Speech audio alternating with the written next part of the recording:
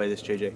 And right now what I want to do is just kind of wanted to show you real quick on the way that I go about separating my kindling before I get ready to light a fire. Alright, I think that preparation is probably one of the most important keys in fire building. And so what I do is I will find my platform and my brace. I will go and I will get a big armload of wood, basically like I've got here, a big armload of kindling, and I'm going to go ahead and break that up into essentially at least 2 stages and maybe even 3. If I've got fuel size stuff in there that's bigger than my thumb, then I'll put that in one pile. The middle size stuff is like your pencil size stuff, and then your really small pencil lead size stuff. And then I'm going to put those on in order, smallest to largest, and then my fire is going to grow really quickly. So with that, it's a pretty basic concept. You don't really have to do it like one twig at a time, but if you just grab, like you say, you know, a branch like this, and you can see, okay, most of these branches are going to be in pencil lead size, so I'm going to set those right there. This is going to be the pencil size, so I'm going to go ahead and set that right there. And then I grab another one, pencil lead, boom. I'm going to lay those all pencil lead. This is pencil, so I'm going to lay that here.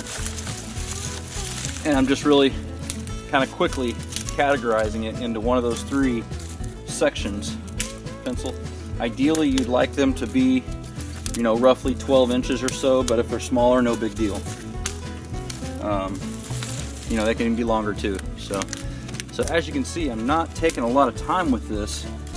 I'm really doing it kind of quick and kind of hasty. It doesn't have to be perfect, but you do want to have some sort of organization to it, and your fire is going to grow faster and get bigger and hotter more quickly.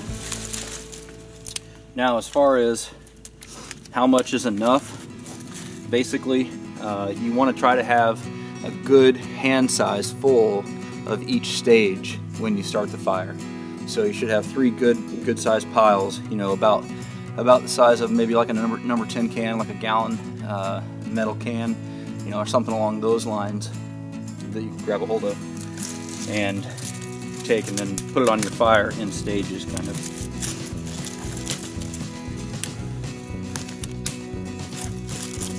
Like I said, it doesn't have to be perfect.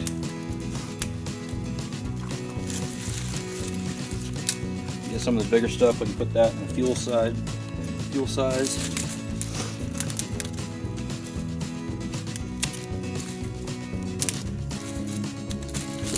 Again, this extra 5 minutes that you take doing this is really going to make your fire grow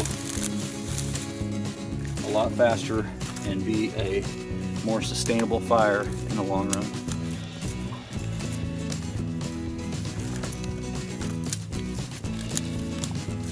And if you get something in there that when you grab a hold of it, it doesn't want to break and it feels like it's bending, then it's still green. So just leave it alone and throw it off to the side or whatever. You don't need it.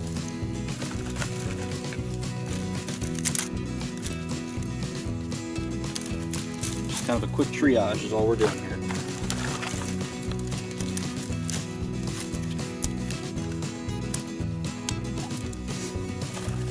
Alright, so some of this stuff, some of my bigger stuff.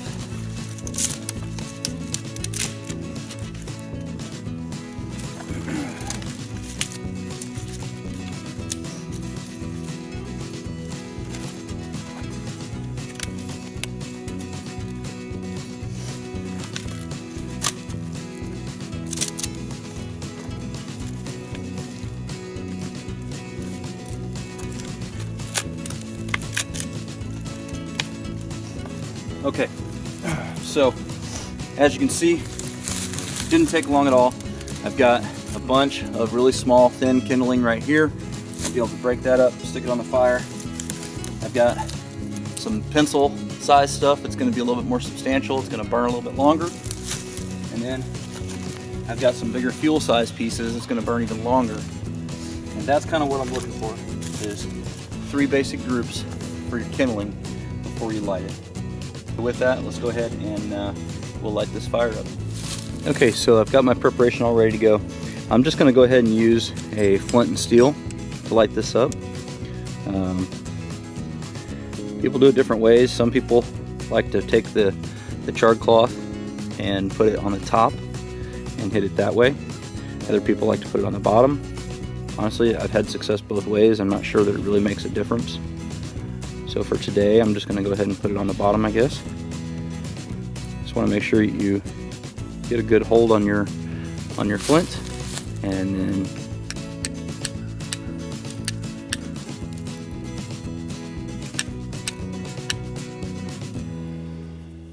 let's try it this way.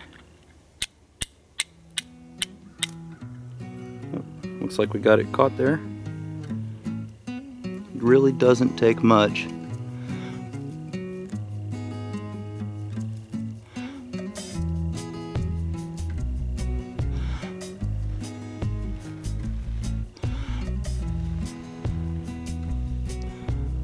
You guys can see that? It doesn't take a lot to get the charred cloth going.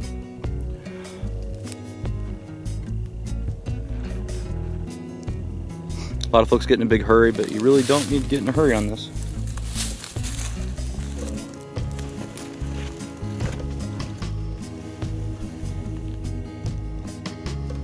I'm just going to take that and I'm going to lay that down inside of the bird's nest I've got going. And essentially what I want to do now is I'm going to set that down in the center, and I'm just going to kind of wrap around it the material I've got, and then I can kind of squeeze that with these sticks that I've got surrounding the bird's nest. And then at that point I can do one of two things. I can either blow on it,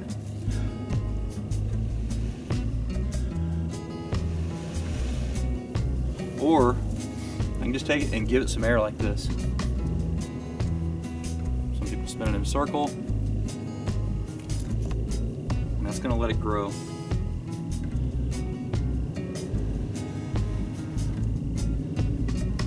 Doesn't take a whole lot though.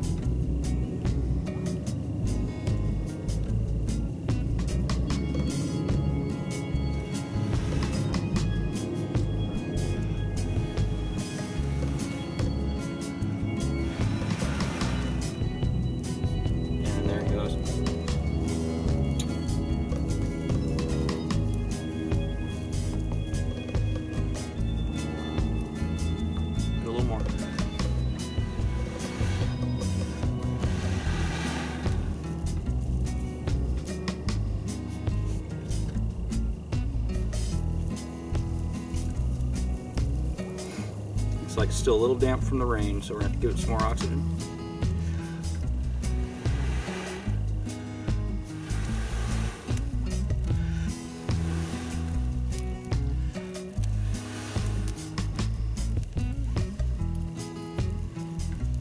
And I can go ahead and take, just lay some of these pencil-sized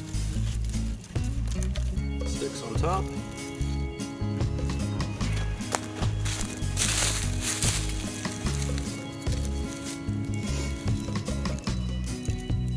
Again, doesn't have to be any kind of particular order.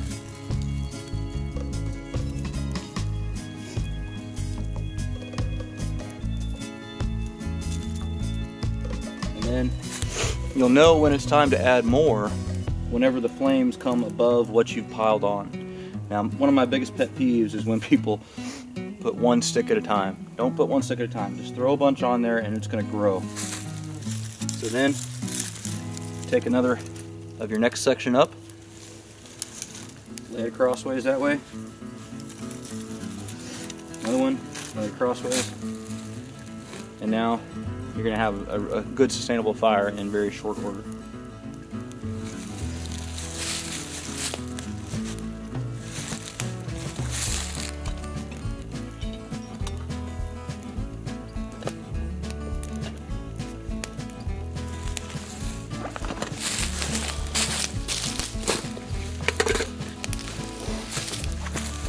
As you can see, I've already got pretty much waist-high flames, and it was just a matter of a couple of minutes, and it was still even working with materials that was questionable, so not too terrible.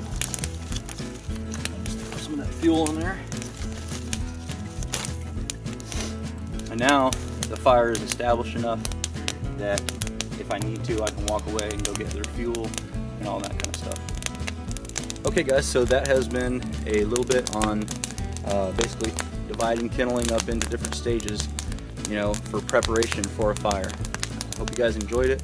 I think preparation is one of the most important elements of building a fire. And if you guys have any experience on better ways to do this, I'd really appreciate any comments that you throw in the comment section below. That would be awesome. And I also appreciate when you share with your friends on Facebook, Twitter, and Google+. As always, don't forget to live the 6 Ps. Proper prior preparation prevents poor performance. Stay safe, guys.